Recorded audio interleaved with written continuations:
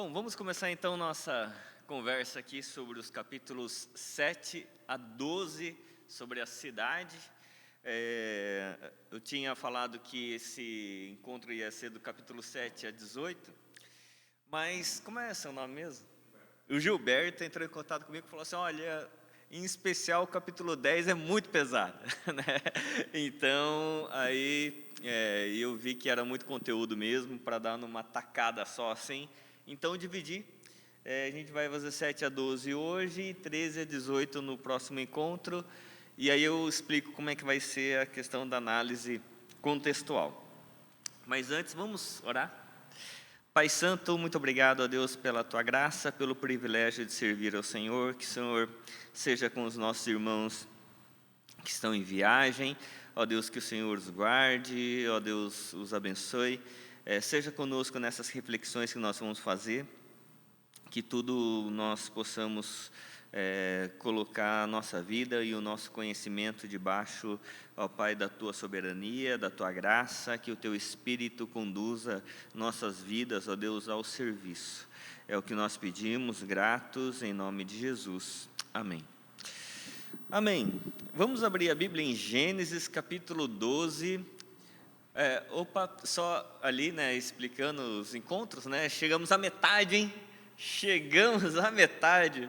Quando a gente começa, o mais escuro está ali, falta tanta coisa para acabar, já passamos da metade. Então, Gênesis 12, 1 a 3. Alguém reconhece onde que é aquele lugar ali? Parque da Aclimação. Gênesis 12, 1 a 3, apesar que aqui a gente está mais perto do Ibira do que da Aclimação, né? Então, Gênesis 12, 1 a 3, vai nos dizer assim: O Senhor disse a Abrão: saia da sua terra, da sua parentela e da casa do seu pai, e vá para a terra que lhe mostrarei. Farei de você uma grande nação e o abençoarei. E engrandecerei o seu nome, seja uma bênção. Abençoarei aqueles que o abençoarem, e amaldiçoarei aquele que o amaldiçoar. Em você serão benditas todas as famílias da terra. Amém. Uma das coisas importantes quando a gente olha para a Bíblia é que a Bíblia, desde lá do começo de Gênesis 11 e 12, ela vai se dar em termos de cidades. E aqui, Gênesis 12, eu vou explicar isso mostrando alguns gráficos mais para frente, mas Deus está chamando Abraão depois de uma crise, lá no capítulo 11, que é a Torre de Babel, que era a construção de uma cidade. E agora Deus chama Abraão como resposta a essa crise para construir uma outra cidade, mas uma cidade agora a partir de Deus, a partir da graça e como deveria ser, uma cidade que pastoreasse as demais cidades do mundo. Então, o que acontece é que a gente vai observando e percebendo que Deus tem um plano para as cidades. Deus tem um projeto para nós, não só como estarmos na cidade, não só trabalharmos para a cidade, mas trabalharmos com a cidade. Não só estarmos dentro, não só objetivarmos a cidade, mas como que a gente dialoga com a cidade. Esse é um processo que a gente precisa constantemente compreender, porque o que Deus está formando não é uma igreja. Deus está implantando um reino, que é maior do que a igreja, não é? A igreja não é o reino de Deus. O reino de Deus é mais amplo do que a própria igreja. Então, como que a gente entende isso? E o estudo de hoje ele vai nos ajudar a dialogar nesses termos, da gente compreender o nosso papel na cidade, para a cidade e com a cidade. Como é que a gente dialoga isso? Eu trouxe bastante literatura e vocês podem dizer assim, nossa, quanto? Isso aqui é uma parte pequena do que é o que a gente chama de teologia pública. Como que a teologia se torna pública. Nós vimos até o encontro passado todo o movimento, e falando de educação cristã, todo o movimento interno da igreja. Agora, a partir de hoje, é um movimento que a gente vai começar a fazer da igreja, da saúde da igreja, para fora. Como que a gente pensa sobre isso? Então, e quais são os pontos importantes para a gente refletir nesse aspecto? Beleza? Todo mundo recebeu os slides? Maravilha. Então,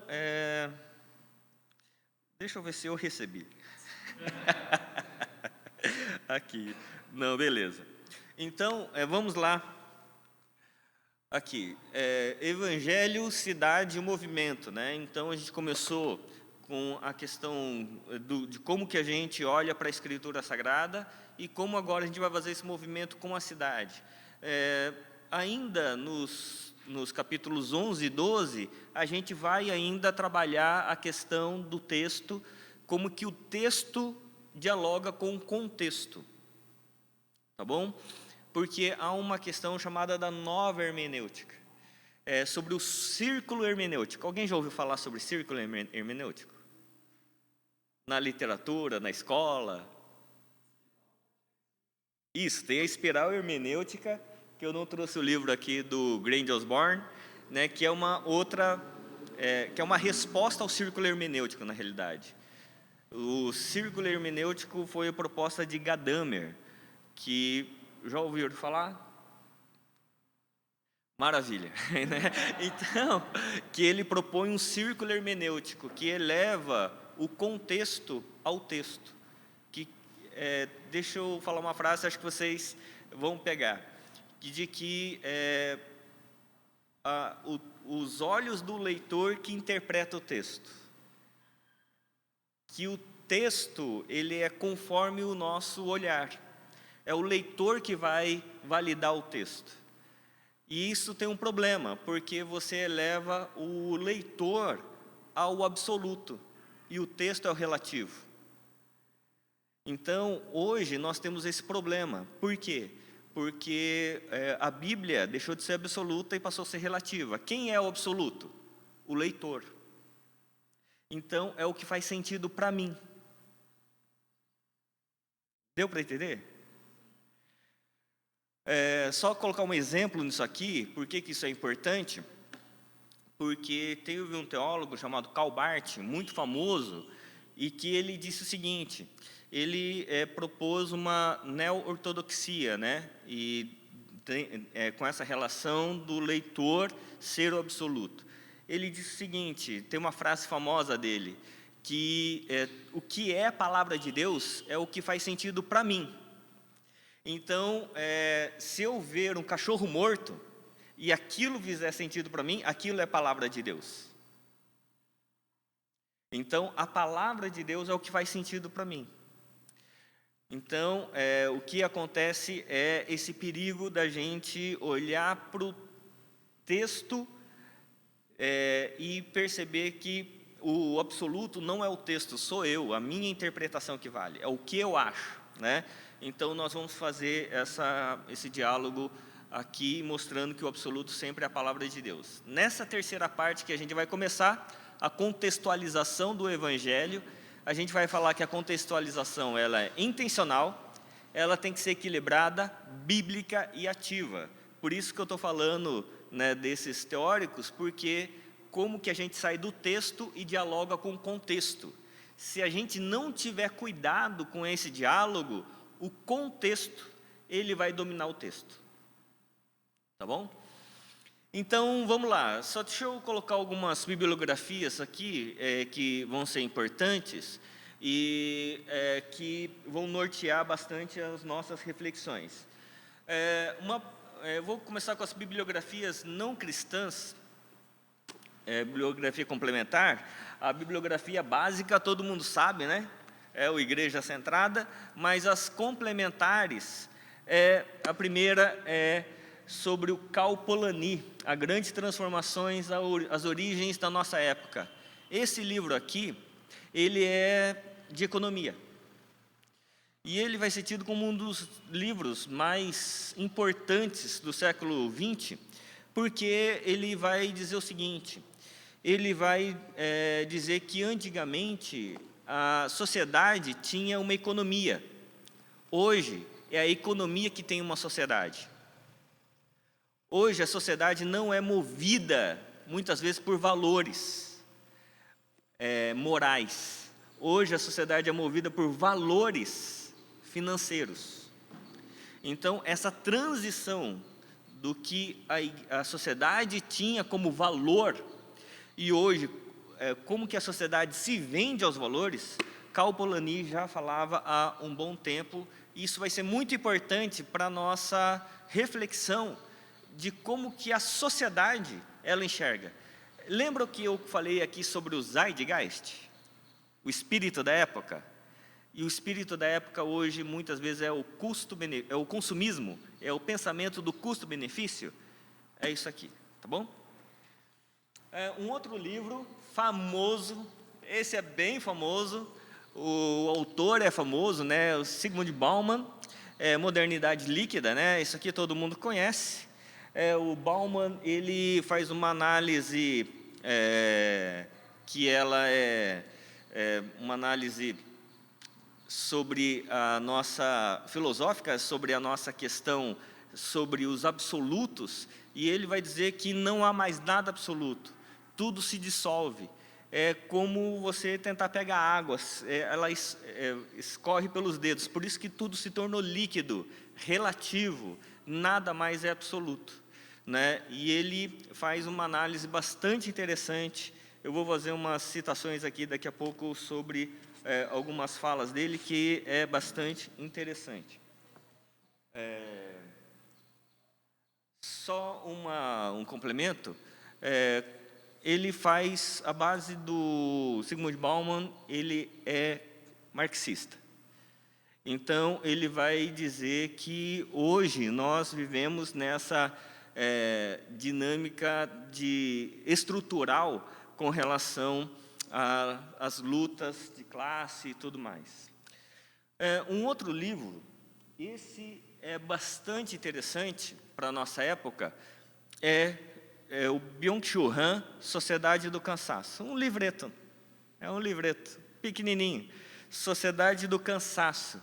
Esse livro aqui, ele é muito importante, porque ele vai trabalhar os aspectos da nossa sociedade. Você pergunta para alguém assim: como é que você está? Qual que é a resposta da pessoa? Estou cansado. Mas você chegou de férias. Mas eu me cansei nas férias, né? Então, ele vai falar sobre essa questão da sociedade do cansaço. E ele vai dizer que isso tem muito a ver com as nossas opções de vida e as nossas opções comerciais, da gente comercializar a nossa vida. Isso é muito importante. E, complementando o Cal Polanyi, que tudo hoje é a partir de valores financeiros, a gente vende as nossas competências, a gente vende a nossa vida e a gente vai se esgotando ao longo desse processo. E aí a gente vai vivendo essa sociedade do cansaço, que ele vai falar sobre o burnout, que é um suicídio.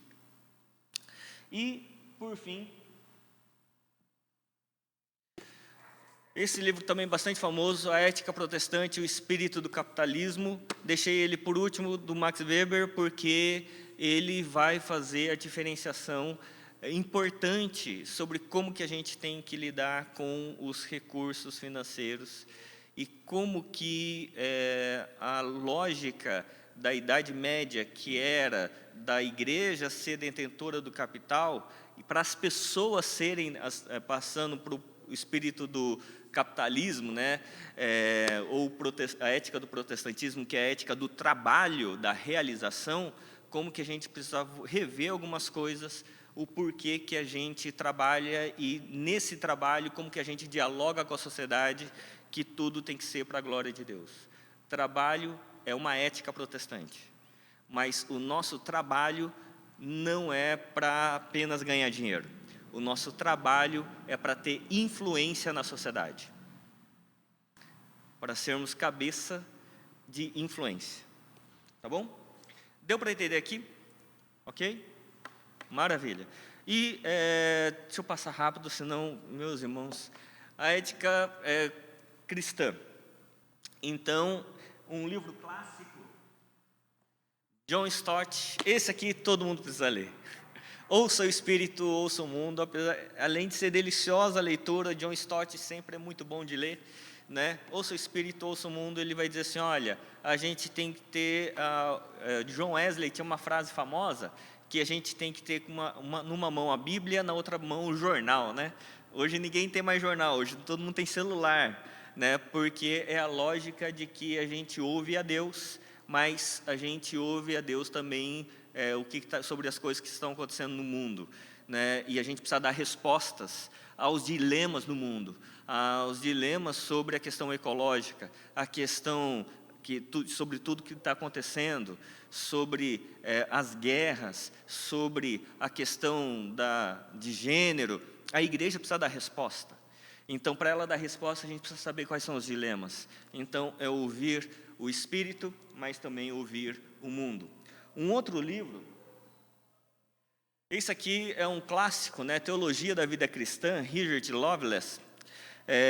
Esse aqui é um clássico da teologia, e ele vai falar um pouco sobre essa questão, sobre a nossa relação com a cultura, sobre a inculturação, aculturação e a dinâmica com a cultura, né? Ou a gente mergulha numa inculturação sem sabedoria e a gente é dominado pela cultura da época, ou a gente trabalha com aculturação, a cultura fica lá do lado de fora e eu não quero saber, eu trabalho com a cultura de dentro da igreja, ou a gente trabalha com o diálogo a partir do Evangelho.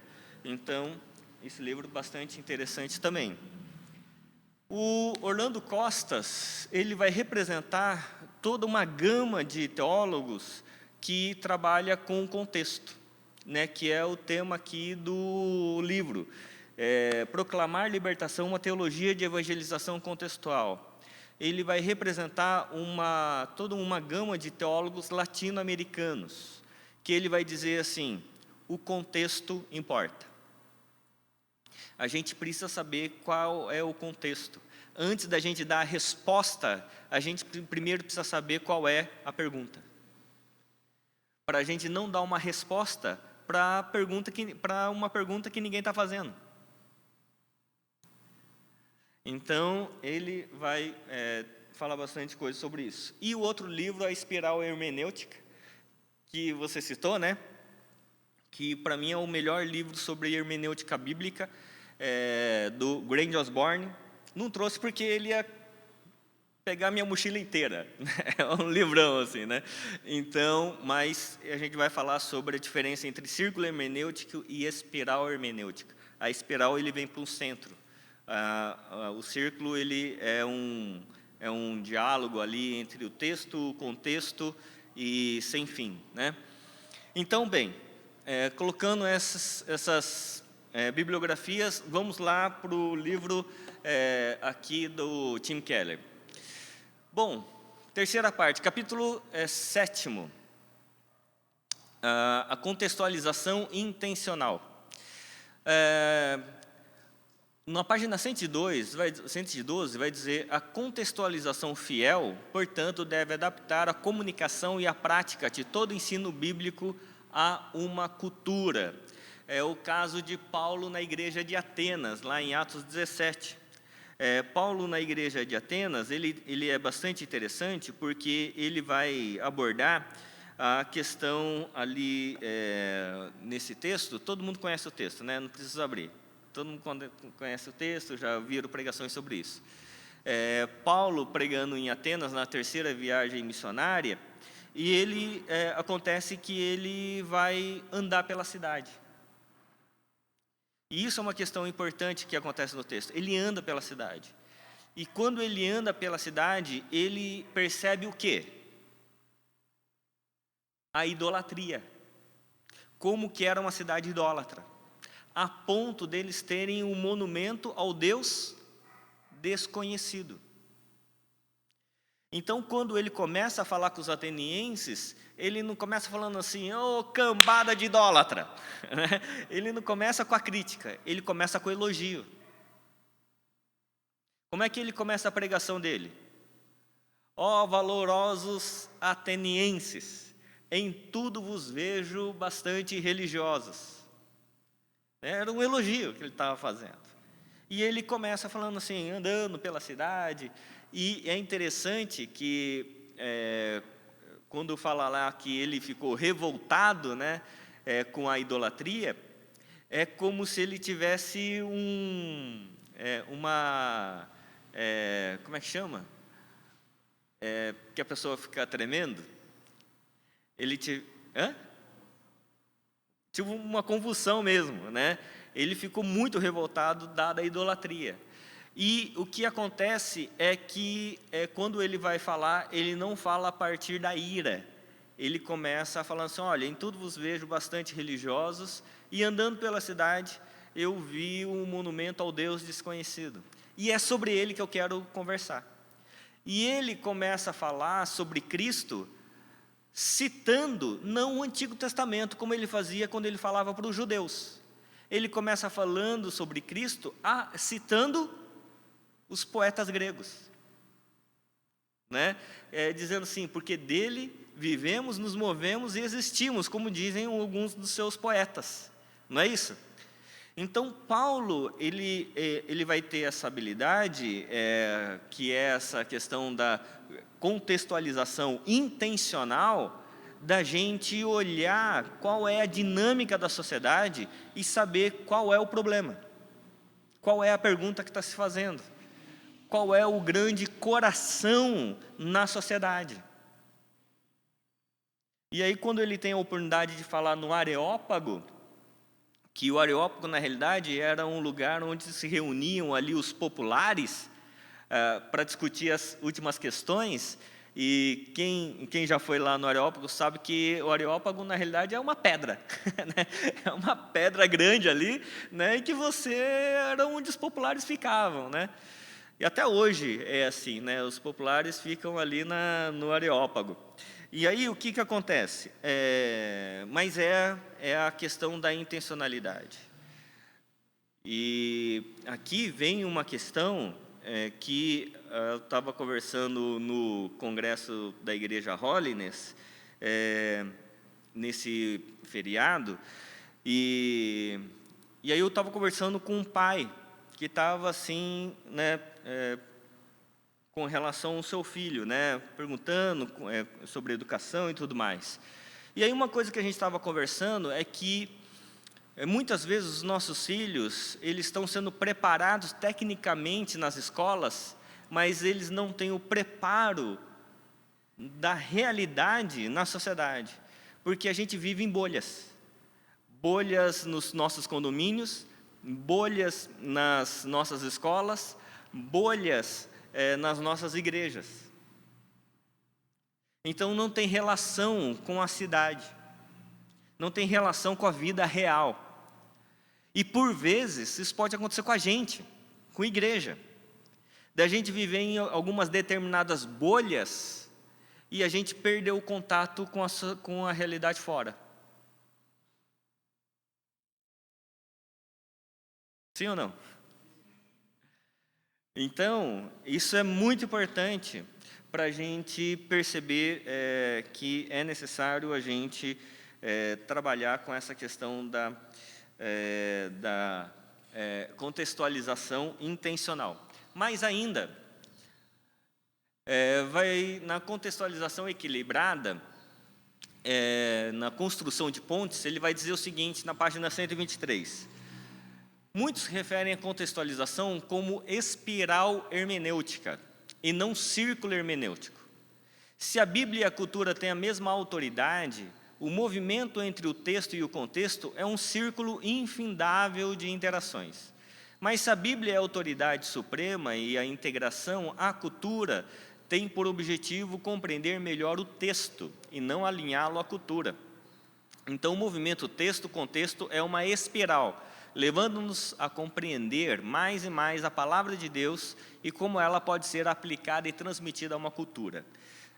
Às vezes, né, pode ficar um pouco complicado na leitura, mas em síntese é o seguinte: quando os teólogos calvinistas, presbiterianos, conservadores, né, formados nos seminários no Brasil, a hermenêutica clássica é gramático histórico. O que significa isso? É gramático porque a gente olha o texto na sua gramática original. No Antigo Testamento hebraico, no Novo Testamento o grego, certo? É gramático. A gente quer estudar o texto, mas ele é histórico. Por quê? Porque a gente olha o texto dentro do contexto que ele foi dado. Então, normalmente os pregadores, quando eles começam falando assim, olha, já ouviram a pregação do Luiz Saião? É isso, é hermenêutica gramática histórica, né? Ele olha isso, tá vendo aqui a Lídia, o nome dela não era Lídia, era porque é lá da região de Lídios, tal, e ele começa a fazer isso, é gramático histórico, ele está analisando a gramática e o que tinha relação com o contexto. E aí, depois de você interpretar o texto e o contexto, aí você faz a aplicação para a nossa época. Você transporta aplicando. Essa é a hermenêutica clássica. Vem um cara chamado Gadamer, e aí ele falou assim, olha, na realidade a gente tem que colocar mais um elemento aí, que é o leitor. A realidade do leitor importa. E aí ele vai dizer assim, olha, o mesmo texto vai fazer sentido diferente para mim e para outras pessoas. Então, a minha observação, a minha percepção importa. E aí ele propôs o que ele colocou como círculo hermenêutico. Um círculo entre o texto, o contexto, o texto da época, o texto, o contexto da nossa época e a aplicação. Só que esse círculo, ele é um círculo que é infindável. E você eleva o contexto ao mesmo pé de igualdade do texto. Isso é um problema para a fidelidade à Escritura Sagrada. Porque se você eleva o intérprete ao mesmo nível do texto, então você pode corromper. O que o Tim Keller está propondo, e a partir de um teólogo chamado Grant Osborne, é que, sim, a gente tem que ver o texto e importar com o contexto, mas vindo para como se fosse uma espiral, para um centro. Qual que é esse centro? O texto, o evangelho, o ensino que é aplicável a nós. Então, por isso que ele vai falar sobre uma contextualização equilibrada. O que o Hilliard Lovelace, ele falava em termos teológicos sobre aculturação, inculturação. O Tim Keller, ele vai falar sobre essa questão da contextualização equilibrada, que a gente tem que fazer sim um diálogo com a cultura, mas não nos deixarmos levar pela cultura. Então, e como fazer esse balanço entre o nosso contexto, aí ele é importante, tá bom? Tem bastante coisa aqui, até no livro ele faz uma lista aqui de sugestão de leituras, né? Mas só isso aqui dá um curso, tá bom? Só esse capítulo aqui dá um curso inteiro. E dá para aprofundar por muito tempo aí, tá? Mas, em síntese, é isso. Capítulo 9, contextualização bíblica, graça comum e graça especial. Devemos, sim, usufruir e celebrar as manifestações da justiça, da sabedoria, da verdade e da beleza em cada cultura. Mas abordamos cada cultura sabendo que foi contaminada pelo pecado da idolatria. Todas as culturas têm elementos de escuridão e de luz. É interessante isso aqui,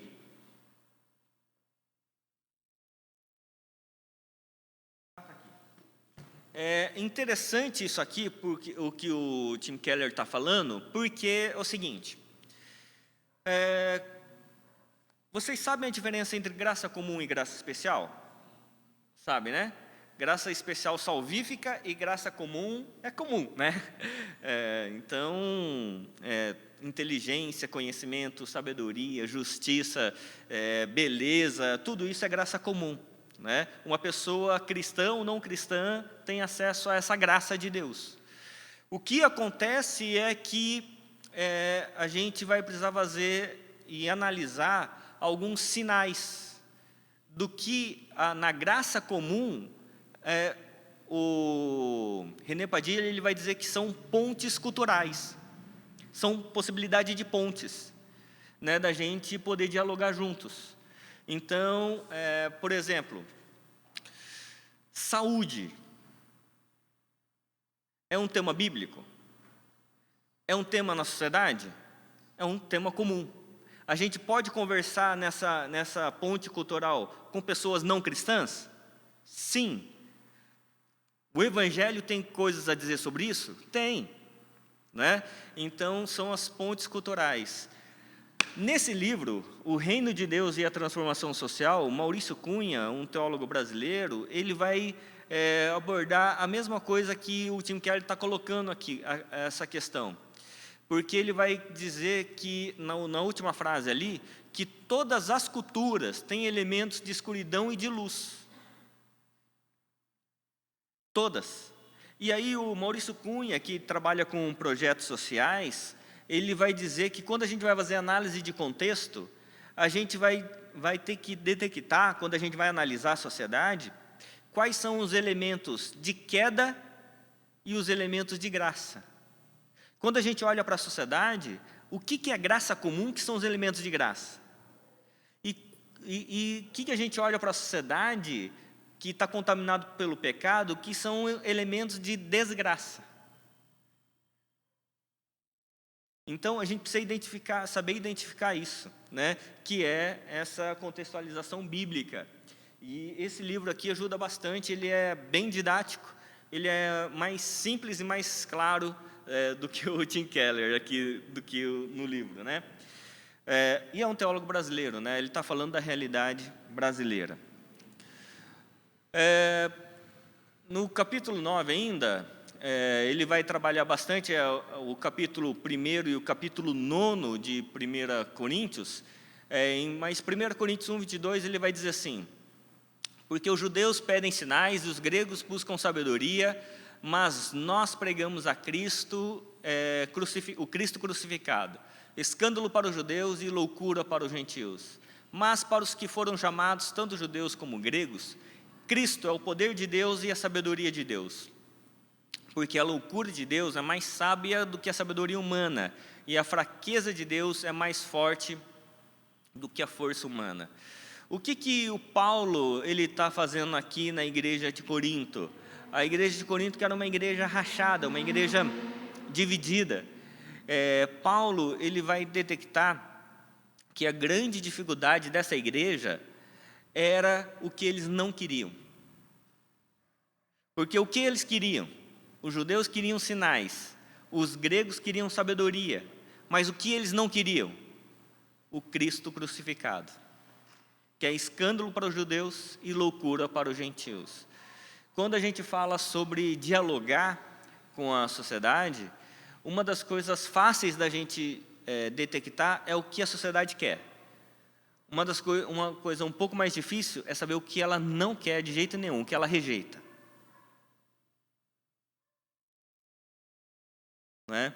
É interessante, no meu curso de psicologia, foi feito ali passaram forms, né? Isso no primeiro ano. Passaram forms, eu achei muito engraçado. Né? Passaram forms com um monte de perguntas. E aí perguntaram: você acredita em OVNIs? Você acredita em não sei o quê? Você acredita na Bíblia? Você acredita em Deus? Um monte de coisa, né? Passaram lá. E aí veio o resultado. O resultado era que quase 80% das pessoas acreditam em OVNIs. Assim, Legal, né? E em Deus, você acredita? 15% acredita em Deus. Então, resultado, o pessoal acredita mais em OVNIs do que em Deus, na minha sala. E aí, mas aí você sabe, não só no que eles querem, o que eles desejam, mas no que eles rejeitam, né? Então, e tem sido uma caminhada bastante interessante com a minha turma lá de psicologia. Eu e minha esposa, nós sempre nos identificamos como pastores, né? E é bem legal, né? Então, não, tem sido bastante interessante a relação.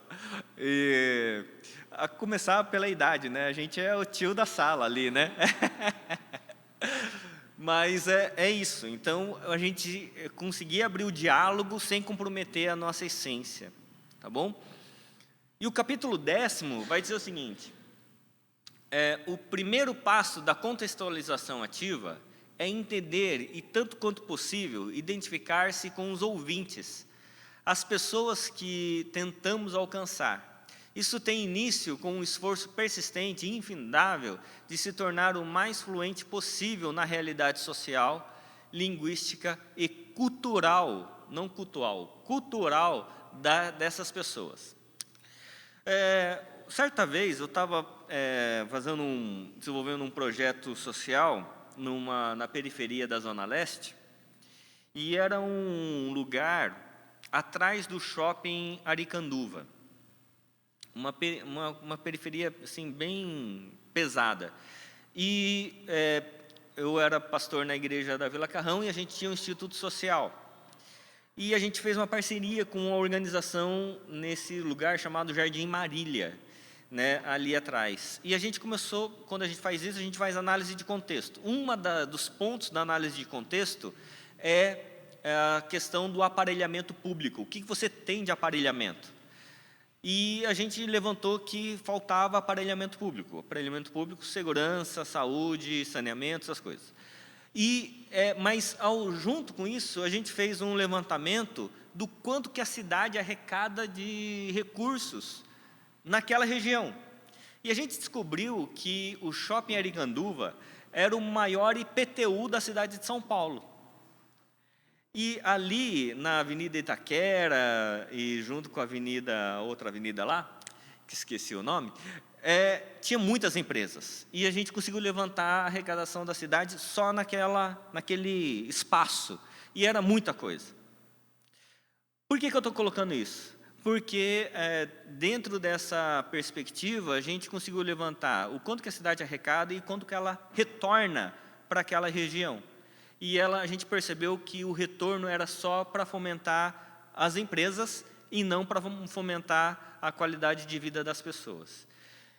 Nisso, eu fui lá, nessa periferia, no Jardim Marília, nessa entidade que a gente fez parceria. E aí a gente começou a andar naquele bairro. E foi interessante que a gente tinha uma equipe, né, do nosso instituto. E tinha a responsável. E toda semana eu ia lá e falava assim: olá, Dona Maria, né? Tem alguma novidade? Quando eu perguntava tem alguma novidade, ela só contava a tragédia. Eu assim, nossa, só acontece coisa ruim nesse lugar, né? E aí eu perguntava na outra semana: e aí, alguma novidade? E só coisa ruim, crime, não sei o quê, morte. Aí eu descobri que novidade não é algo novo, simplesmente. Novidade tem a ver com tragédia. A gente estava tendo um problema de linguagem ali, né? Quando eu perguntava, tem alguma novidade, é que ela estava entendendo que eu queria saber qual era a tragédia da semana, né? E aí ela só contava essas coisas. E foi interessante que quando a gente começou a andar ali, porque tudo é uma maturação ali, né, nesses lugares. Quando a gente começou a andar, eu estava com o celular e estava no meu bolso. Eu tirei o celular. Ela falou assim, muito gentil: volta esse celular aí no bolso. Eu retornei, né? Daí ela falou assim: depois eu explico. Aí ela falou assim, olha, 2 passos atrás de mim. E aí a gente começou a andar 2 passos atrás dela. Aí depois ela começou a mostrar a dinâmica, que ela era a pessoa conhecida do lugar. Nós não éramos. Então, ela validava a nossa entrada. Ela tinha que estar na frente, a gente não podia estar ao lado. E outra, a gente não podia estar com o celular na mão. Não porque alguém roubaria, né, mas porque o medo de que alguém gravasse ou tirasse alguma foto. E aí, por que eu estou dizendo isso? Porque a contextualização ativa, você tem que estar interessado na dinâmica e na linguagem da vida das pessoas daquele lugar. Você não chega com a sua linguagem e com os seus costumes. Você tem que se adequar ao costume da realidade das pessoas. Você tem que ir com a roupa que as pessoas ali estão habituadas. Entendeu? Porque senão você já barra a sua fala, né, só na maneira como você se apresenta. Deu para entender, pessoal? Então, a contextualização ativa envolve um processo de 3 partes. Entrar na cultura, desafiar a cultura e depois apelar aos ouvintes.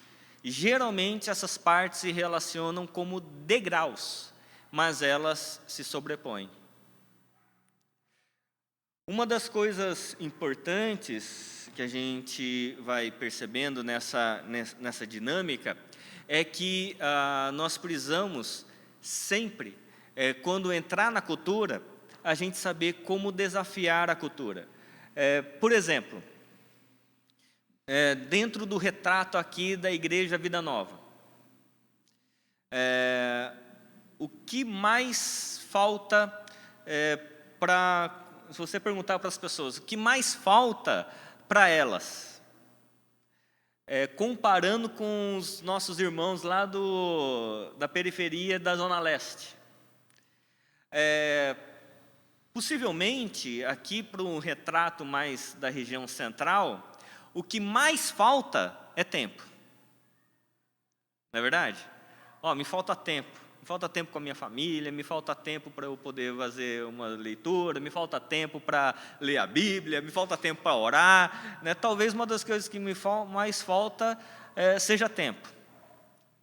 Quando você pergunta o que falta na periferia, é falta de tempo? Talvez não. Falta o quê? Dinheiro. Não é isso? É o emergencial. Né? Tem um sociólogo que ele desenvolveu a pirâmide de Maslow. Já ouviram falar da pirâmide de Maslow? Não. A pirâmide de Maslow vai falar sobre as necessidades humanas. Que na base está a necessidade emergencial e vai indo até as necessidades existenciais. Então, essa pirâmide de Maslow, ela é importante para definir público-alvo, por exemplo. Algumas igrejas, elas definem a sua atuação a partir dessa pirâmide de Maslow, porque ele vai dizer assim, olha, se você faz parte da classe A da sociedade, então a pregação não é sobre o Deus que vai trazer um milagre hoje, porque você está com todas as suas necessidades urgentes satisfeitas. Então, tem que ser uma pregação a partir de uma necessidade existencial. Certo? Então, só para colocar um exemplo aqui. Então, no capítulo 10º, essa contextualização ativa. A gente tem que desafiar a cultura da época que você está inserido. Então, se a necessidade daqui é o tempo, o problema de falta de tempo é porque nós estamos cumprindo com a missão de Deus ou descumprindo com a missão de Deus.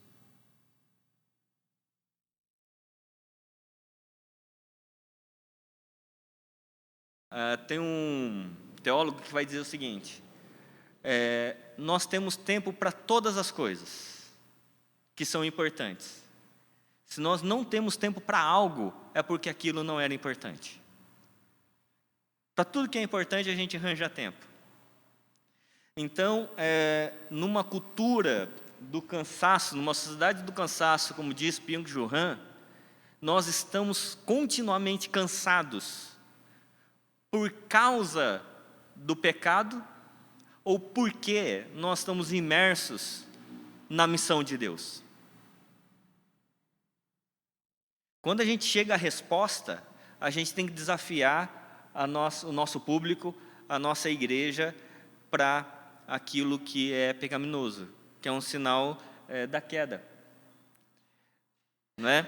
Então, a partir do momento... Tudo bom?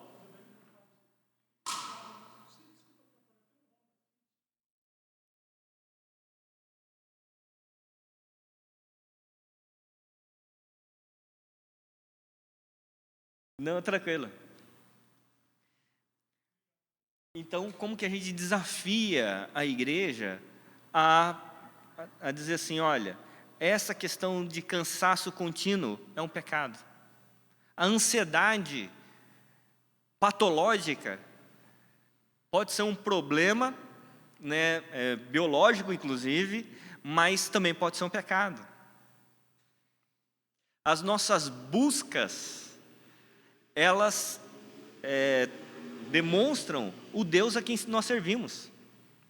Então, como a gente faz isso, não só entrando na cultura e entendendo, mas desafiando essa cultura vigente. Por isso, o cristianismo demanda que tenhamos compaixão suficiente para identificar as perguntas da nossa geração. Responder à pergunta é uma tarefa difícil. Comece por ouvir com uma atitude de compaixão. Por isso que um dos processos mais importantes hoje em dia é a gente aprender a ouvir os nossos adolescentes. Porque eles têm muitas perguntas. E que talvez a gente não esteja conseguindo responder. E uma das coisas que a gente não esteja conseguindo responder é porque a gente não para ouvir. Né? Então, é muito importante a gente poder parar, ouvir as perguntas que as pessoas estão fazendo. E um outro retrato importante é que quando a gente olha ao longo do tempo, ou a igreja, ela direciona a cultura, ou a cultura vai direcionar a igreja. Deixa eu fazer uma pergunta aqui para vocês. Como é que não precisa responder, tá? Só vou fazer a pergunta, é uma pergunta retórica. Se a gente olhar para a igreja e perguntasse para a igreja toda, pessoa por pessoa, se para ela tudo bem se casais cristãos tivessem relação sexual antes do casamento, se estava tudo bem, a gente chegaria a uma porcentagem ali, né? Que para uma porcentagem que estaria tudo bem, para uma porcentagem que não estaria tudo bem. Se a gente perguntasse hoje, se a gente perguntasse isso há 30 anos atrás, não tinha nem que perguntar. Não tinha nem que perguntar exatamente isso. Não teria dúvidas. Por que hoje tem dúvidas? Porque muita coisa foi flexibilizada. A gente acha que não, mas aos poucos, há coisas que eram sólidas que vão se tornando relativas. Então, quando a gente fala de entrar na cultura e identificar, a gente precisa perceber que se a gente não toma cuidado, a gente vai flexibilizando de tal maneira que daqui a pouco, o que era escândalo para nós, começa a se tornar normal. Por exemplo, vou voltar ao meu curso de psicologia. Porque meu curso de psicologia, assim, eu aprendo bastante. Porque, além de esse contexto da minha turma, é na Paulista. Então, você sai na Paulista, as primeiras vezes que eu andava na Paulista, eu falava assim, meu Deus, que lugar estranho. Não é verdade? Mas aos poucos, se a gente não toma cuidado, aquilo que escandaliza a gente hoje, a gente daqui a pouco está flexibilizando. Eu vou abrir um parênteses aqui de 5 minutos, tá bom? Antes do nosso intervalo. Eu não trouxe o livro, se vocês quiserem eu trago depois. Tem um teólogo chamado Peter Jones, que escreveu um livro chamado O Deus do Sexo. E esse livro, ele é bastante interessante. Peter Jones é um presbiteriano e ele trabalha com apologética. E ele escreveu 2 livros que ele lançou aqui no Brasil, esse O Deus do Sexo e A Ameaça Pagã. E ele vai colocar nesse livro, O Deus do Sexo, como que o cristianismo tem sido infectado com paganismo na questão da sexualidade. Mas o que eu quero colocar aqui é o que ele levanta de dado histórico, é o que ele diz que é o círculo ali da sexualidade. Que na história tivemos alguns círculos, que é de uma moralidade, depois uma abertura para a questão da feminilidade, depois da homossexualidade, depois da androginia, depois para poligamia e, por fim, o último passo é a pedofilia. Porque ele vai argumentar que quando você abre algumas brechas, você abre a brecha do gênero, primeiro, depois você, além do gênero, o oposto, você diz assim, não é só homem com homem ou mulher com mulher. É possível uma pessoa ser homem e mulher ao mesmo tempo, que é um andrógeno. Depois você flexibiliza não só o gênero, mas a quantidade, a poligamia. E aí ele vai dizer assim, olha, se flexibilizou o gênero e a quantidade, você flexibiliza o quê? A idade. E a bestialidade no final, o que torna o caos, é você flexibilizar a espécie. Você pode casar com uma pessoa que não é humana. E aí ele vai trazendo, e o livro é importante por causa disso, porque ele vai dizendo assim, essa questão da sociedade, ela vai trabalhando a questão, primeiro acontece na sociedade, sem Deus, mas vai sendo validada pela justiça, pelo direito e pela religião. Então, ele trouxe alguns documentos nesse livro, nas igrejas americanas e europeias, que já validam a androginia, já validam, de igrejas estou falando, já a androginia e o poliamor,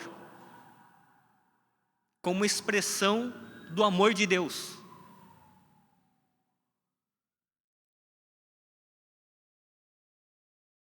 Você vê em alguns lugares pessoas casando com cachorro. Já viram isso ou não? Não. Na Alemanha, final do ano passado, uma pessoa casou com um cachorro. E aí, por que eu estou fazendo esse parênteses grande aqui? Porque a gente fala assim, nossa, isso é muito errado. Mas se a gente não faz uma contextualização correta, isso que a gente acha escandaloso do lado de fora, daqui a pouco está vindo para o lado de dentro. É por isso que hoje a gente tem algumas igrejas chamadas de cristãs que defendem uma sexualidade fora do padrão da Bíblia.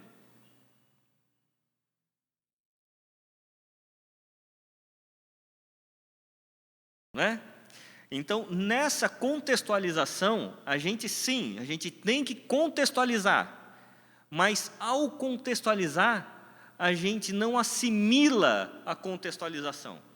A gente contextualiza para comunicar bem, para sermos relevantes, mas a gente desafia a cultura vigente com relação ao Evangelho. Então, qual que é o objetivo da contextualização? Conversão. E não sermos convertidos à cultura. Deu para entender, pessoal? Amém? É uma tarefa difícil mesmo. Por isso, para finalizar, outros pontos de pressão que o Tim Keller colocou aqui, né? A comercialização do sexo, a diferença entre relacionamento de consumo e relacionamento pactual. Cada vez mais o relacionamento de consumo está invadindo as relações pactuais. As questões dos direitos humanos, perda da esperança cultural, e aí ele coloca só algumas questões, alguns pontos de pressão, né, que também fazem parte ali dessas questões. Beleza? Dúvidas?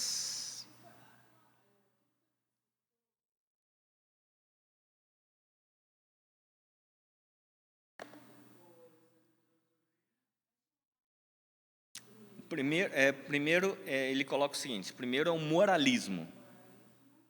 E eu esqueci de complementar, obrigado por ter me lembrado. Ele falou que esse ciclo aconteceu na sociedade grega, romana, outras sociedades aconteceram esse ciclo. Mas é um moralismo, depois vem por um feminismo, uma abertura, é o contraponto, né? O moralismo, muitas vezes, ele machista, né? E aí um movimento contrário, né, das mulheres. Aí vem para um feminismo, aí vem sobre a homoafetividade, aí vem para a androginia, da androginia sobre o poliamor, né, o poligamia, e depois pedofilia, e no final é zoofilia. Okay? E aí ele fala que esse ciclo, quando chega aqui no último ponto, ou na pedofilia ou na zoofilia, a sociedade está em caos. Aí a sociedade fala assim, não é possível mais, vamos voltar para o que é o padrão. Onde isso aconteceu? Na Bíblia. Sodoma e Gomorra, Juízes. Lembra que eles queriam violentar, os homens queriam violentar o anjo?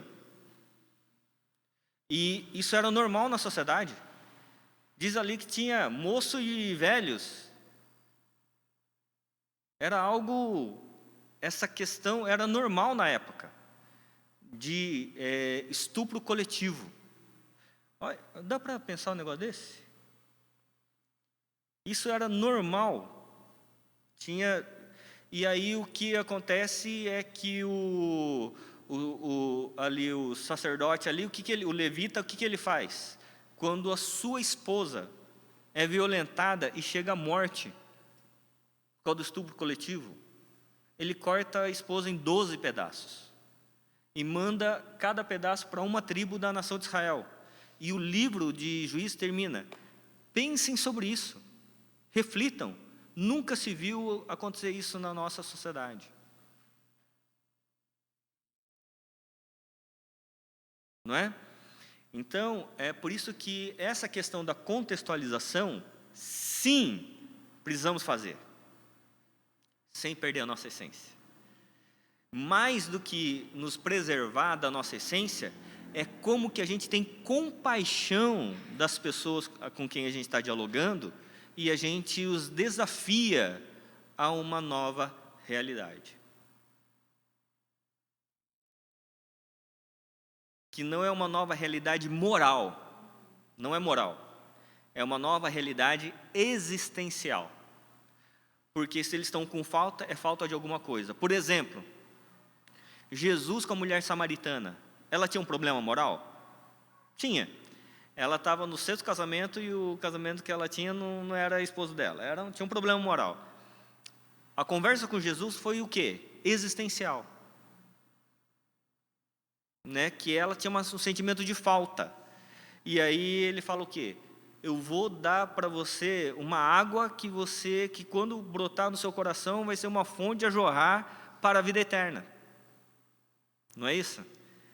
Então, ele não falou assim, pecadora, tem que casar com um só, né? Não, ele detectou que o problema dela e o problema na nossa sociedade é existencial. As pessoas estão vivendo dessa maneira porque por um sentimento de falta e não de completude, não é? Então, a pregação do Evangelho é detectar isso e desafiar as pessoas a essa questão da sociedade, da vida com Deus. Só para finalizar, agora vamos finalizar mesmo. Estava conversando com a minha filha. Minha filha estava com umas perguntas assim, na escola. Que os colegas todas têm, assim, minha filha está no cursinho, né? Então, as amigas falam sobre essa questão da sexualidade e tal, e algumas amigas estão começando a ter algumas experiências. E como é que ela responderia para as amigas sobre o que o Evangelho propõe? Porque as amigas dela estavam argumentando que crente não gosta de relacionamento sexual. E por isso que proíbe. E aí eu disse o seguinte, é muito o contrário. É porque a gente valoriza a sexualidade que a gente espera. Porque a sexualidade para a gente é tão importante e é tão valorosa que a gente não se entrega a qualquer um. A gente só se entrega à pessoa que a gente vai fazer uma aliança para toda a vida. Então não é que a gente não valorize, é que a gente valoriza muito. E aí a gente foi conversando, né, sobre essa questão, para como que ela responderia às amigas, né? Por quê? Porque é essa questão, né? Face ao Evangelho, vai vir alguma acusação pelo fato deles não compreenderem porque a gente age da maneira como a gente age. Mas a gente tem que expor os nossos motivos. E os nossos motivos é porque a gente não tem um sentimento de falta, a gente tem um sentimento de presença de Deus em nós. Quando a sociedade está nessa questão que foi colocada, totalmente imoral, eles querem uma imoralidade porque eles têm um sentimento de falta, porque aí eles precisam ter algum escape nesse sentido. Então, a gente detectar qual que é isso, qual que é o problema, e a gente poder desafiar as pessoas voltando ao Evangelho. Amém? Beleza? Vamos para o nosso café, e aí a gente volta para a visão para a cidade, a atenção da cidade, a redenção da cidade. Tá bom? Os outros dois vão ficar na semana que vem. E depois o restante a gente vê no próximo encontro.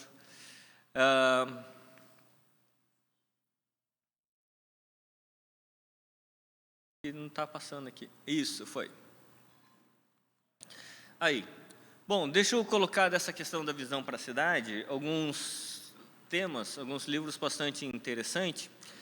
Esse livro do Santo Agostinho, A Cidade de Deus, Cidade dos Homens, ele é um livro, para quem gosta de literatura, é bastante interessante, porque ele fala bastante sobre a perspectiva de uma cidade movida para a glória de Deus ou uma cidade movida pela ganância humana. Então, é bastante interessante. Para nós, para aqueles que trabalham em universidade, já passaram pelas universidades, esse livro aqui é muito bom. A Imaginação Analógica, a Teologia Cristã e a Cultura do Pluralismo, do David Tracy. Esse livro aqui é uma referência. E o que esse livro ele vai delinear é que a teologia, a palavra de Deus, ela vai, de fato, encontrar eco em toda a sociedade quando a gente encontra um público e a gente consegue dialogar tanto na sociedade mais ampla, a academia e a igreja. O que ele vai propor? Ele vai dizer o seguinte, que aquilo que está nos púlpitos das igrejas, ele precisa alcançar os formadores do saber. Aonde na sociedade estão os formadores do saber? Na academia. Então, ele coloca algo interessante, porque o conceito de universidade começou pelas igrejas, não foi isso? Pelas igrejas. Então, Calvino, quando fez a reforma em Genebra, montou a Universidade de Genebra. Então, havia algo que era da igreja e que precisava dialogar com os outros saberes. E aí era o conceito de universidade. O que o David Tracy está falando é para a gente voltar a isso. Nesse livro, A Imaginação Analógica. Apesar de ser um livro excelente, mas ele é um livro com uma linguagem mais densa, tá bom? Então, e ele vai dizer assim, olha, nós temos que dialogar como igreja nos 3 ambientes, dentro, interno, na igreja, na academia, na formação do saber e na sociedade, né? Como teologia pública. Então, ele inaugura toda uma linha de pesquisa chamado de teologia pública. Alguém já ouviu falar? Já ouviu? Não? É muito, muito interessante. Então, o Kevin Van Hooser, ele vai escrever esse livro aqui, a partir dessa concepção, O Pastor como Teólogo Público. Já leu? Muito bom, né? E é interessante que o Kevin Van Hooser, ele vai dizer assim, olha, o pastor, como um teólogo público, não é algo novo. É algo que sempre foi, né? E ele recupera essa visão. Então, ele coloca aqui, recuperando uma visão perdida, né, do Kevin Van Hooser. Então, essa questão da gente dialogar com a cidade é algo que sempre precisa acontecer. Em um outro livro, complementar ao Kevin Van Hooser, é isso aqui, Uma Fé Pública, do Miroslav Volf. Como o cristão pode contribuir para o bem comum, né? Aqui, do Kevin Van Hooser, é uma perspectiva mais crítica, né, do ministério pastoral e como que a gente precisa nos envolver. Aqui é uma questão mais prática, né, de como que a gente faz as pontes, não só na intelectualidade, no discurso, mas nas ações. Outros 2 livros, esse aqui do Jorge Barro, O Pastor Urbano, 10 desafios práticos para o ministério pastoral bem-sucedido. Esse aqui é bom. É legal, né? Mas ele vai despertar algumas coisas interessantes, que a gente precisa, o pastor, ele não pode só focar dentro da igreja, ele tem que focar fora da igreja, né? Então, inclusive na pregação, quando alguém chega à igreja, alguém que não é da igreja, a fala da pregação precisa fazer sentido, né? Eu já falei para vocês a primeira vez que eu ouvi uma pregação no seminário presbiteriano conservador? Não. Eu chegando, né, teve um culto, e eu fui lá ver o culto, né? Falou assim, nossa, culto assim, da igreja, lá dentro do seminário, vai ser muito legal. E foi, assim, né? E aí, o tema da pregação do pastor era a pessoa hipostática de Cristo. Eu falei assim, uau! Porque, assim, e ele falando aquele linguajar todo rebuscado, falou assim, não entendi nada. Então, o Jorge Henrique Barro, ele vai dizer assim, que você tem que falar para as pessoas entenderem. Não é para o seu público, é para o seu não público. É para aqueles que vão um dia ser seu público. Então, se uma criança entender, se o seu não crente entender, esse é o objetivo, né? Então, ao invés de falar sobre a pessoa hipostática de Cristo, fala assim, Cristo foi tanto homem como divino. É mais simples, né? Não.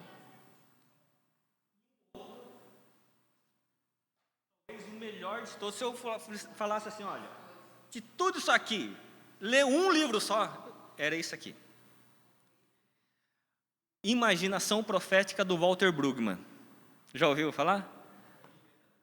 Hã? Leu metade. Chega na metade é meio ruim de ler, né? Esse livro é excelente, porque ele vai dizer sobre o ministério profético da igreja.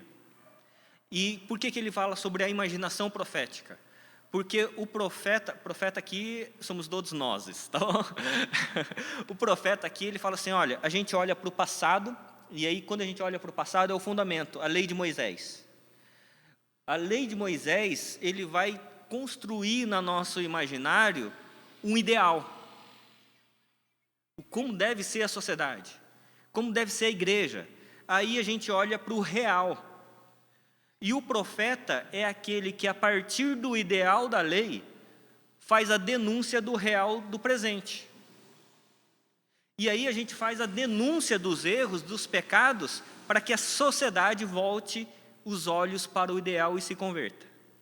Simples assim. Tá bom? Mas é excelente esse livro.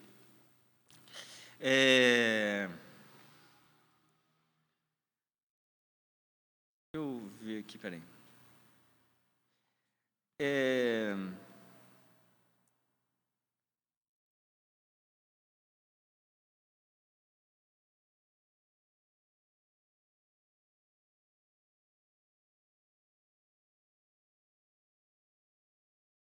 Deixa eu ver aqui, eu não vou achar agora.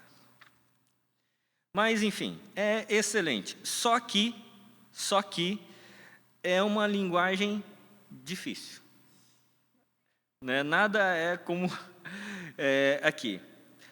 A hipótese que desejo explorar é a seguinte: a função do ministério profético é alimentar, nutrir, fazer surgir uma consciência e uma percepção alternativa à consciência e à percepção culturais dominantes à nossa volta.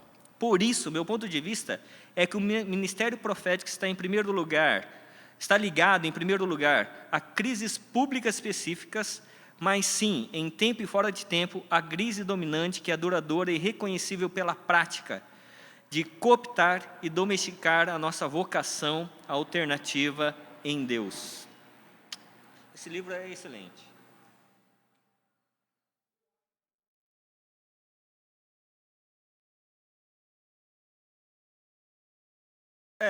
Talvez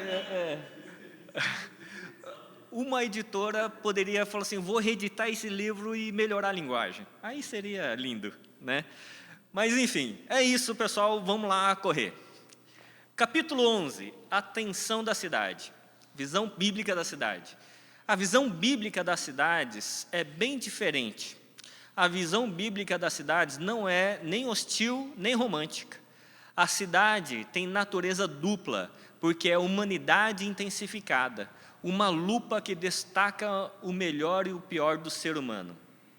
É isso mesmo, né? Na cidade você vê o melhor e o pior. Tragédias como aconteceu ali no litoral norte, você vê o pior e o melhor. O pior de uma sociedade que, quando um mercado que vendia o garrafão de água a R$10, começou a vender a R$90, né, nessa tragédia. E o melhor do ser humano, como um restaurante, por exemplo, que começou a fazer marmita de graça, né, e atender as pessoas que eram os necessitados. Então, você vê o melhor e o pior nisso.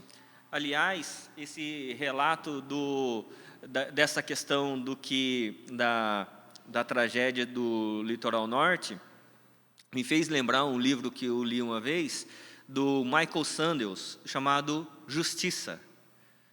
Já ouviu? Já leu? E ele relata, num dos exemplos, o que aconteceu no Katrina. Katrina foi Foi o quê?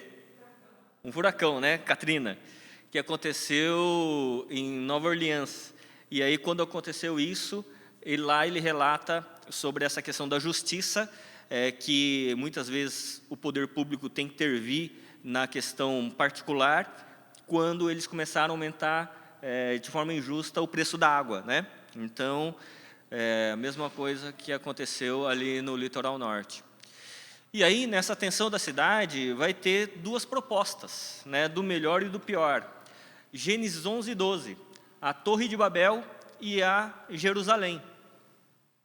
E aqui é uma questão interessante, porque se você olhar para o todo da Bíblia, Gênesis 11, que é a Torre de Babel, que depois vai dar origem à Babilônia, a construção humana de uma cidade, e Jerusalém, a construção divina, né, a proposta divina, você vai ter ali essas duas cidades, desde Gênesis, elas brigando até chegar a Apocalipse.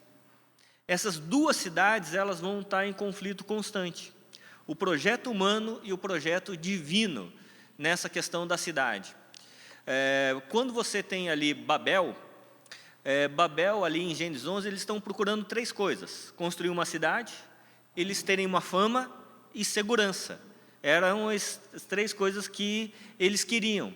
Quando isso lhes é negado, Deus chama Abraão para Jerusalém.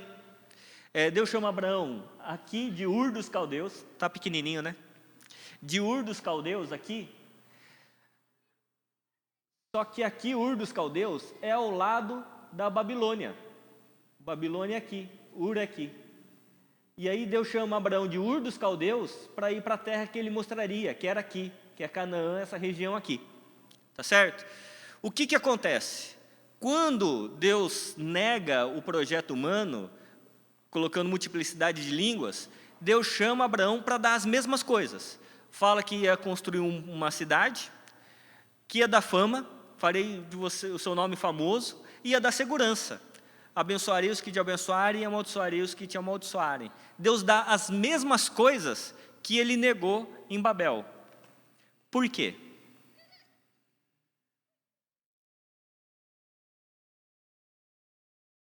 Porque a questão não é o que a gente quer, é por que a gente quer.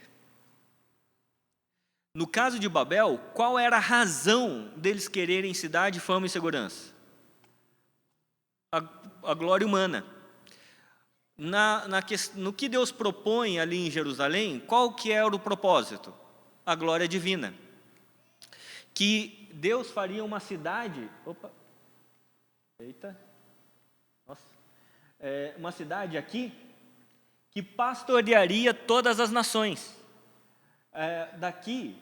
Aqui é a África, aqui é todo o Oriente Médio, né? Aqui é a Ásia e aqui é a Europa.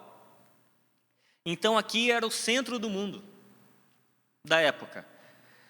Para que a partir de Jerusalém, todas as cidades fossem pastoreadas e todos conhecessem a glória de Deus.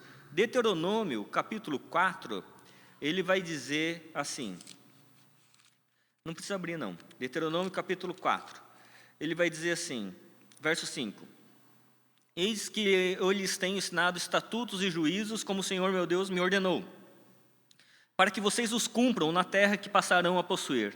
Portanto, guardem e cumprem essas leis, porque isso será a sabedoria e o entendimento de vocês aos olhos dos povos, que ouvindo todos os estatutos dirão, de fato, esse grande povo, a gente sabe, é inteligente. Então, o que acontece? Deus queria formar um povo aqui, que quando aqui virasse rota de passagem, as pessoas olhariam para Jerusalém e diriam, esse povo a gente sabe, é inteligente. Isso encontra cumprimento aonde? Com a rainha de Sabá, na época do rei Salomão. Porque a nação de Jerusalém, ela vai tomando uma projeção tão grande que vem comitivas de outros lugares para conhecerem Jerusalém. Entre elas, da África, a rainha de Sabá, que era de que país? Etiópia. Né? E aí, lá em Atos, você vai ter o etíope, que tinha o hábito de ir para Jerusalém para cultuar a Deus, e ele foi convertido por Filipe, não é isso? Então, lendo o quê? Isaías. Porque tinha encontrado esse cumprimento. Então, nessa tensão entre Jerusalém e Babel, você vai ter essa perspectiva. Em Atos, Gênesis 11 e 12, vai ter um paralelo com Atos 2 e Atos 1. Gênesis 11 com Atos 2. Por quê? Porque Gênesis 11 é multiplicidade de línguas, né? As pessoas passaram a falar em várias línguas. E Atos 2? A compreender uma mesma língua.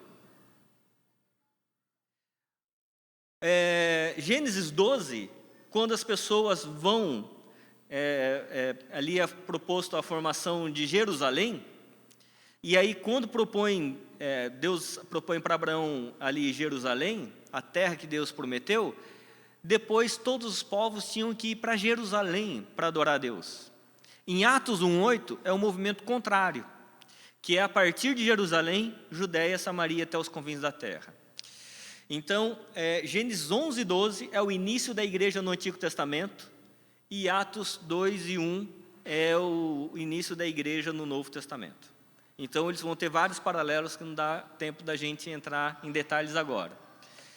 E aí, o Antigo Testamento, Babel vence Jerusalém, Isaías 36 a 39. Né? Porque o que acontece, todo mundo já deve ter lido esse texto, Isaías 36 a 39, você tem ali o rei Ezequias, não é isso? O rei Ezequias, ele vence o rei Senaqueribe, que era o rei ali dos assírios. E depois dele vencer o rei Senaqueribe, ele vence a morte, porque ele vai receber a visita do profeta Isaías, e o profeta Isaías vai dizer o quê? Você vai morrer. Aí ele fica triste, vira para a parede e começa a chorar. Aí o profeta Isaías recebe outra mensagem de Deus, fala assim, volta lá para o rei Ezequias e fala que ele vai viver mais 15 anos, mas fala para ele arrumar a casa.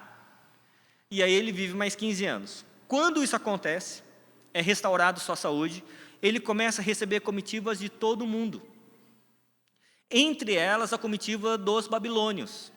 E vai dizer lá em Isaías 38, que ele começa a mostrar os seus tesouros, os seus reinos, as suas casas, os seus exércitos, os seus isso, os seus aquilo. E aí o Isaías fala assim, Isaías recebe uma mensagem de Deus, volta lá conversar com Ezequias. E aí quando Isaías volta, ele fala assim, quem que era esse povo aí? Ele falou, um povo distante. O que você mostrou para ele? Ele falou, eu mostrei tudo que era meu. Ou seja, o projeto era para dar glória a quem? A Deus. Ele estava falando que tudo era dele. E aí Isaías fala assim, esse povo distante, tudo que você falou que era seu, vai ser deles agora. E aí Deus faz o povo de Israel vencer os assírios, que era muito mais poderoso que os babilônios nessa época, e depois os babilônios tomam a Síria e tomam Jerusalém. E levam o povo cativo por 70 anos.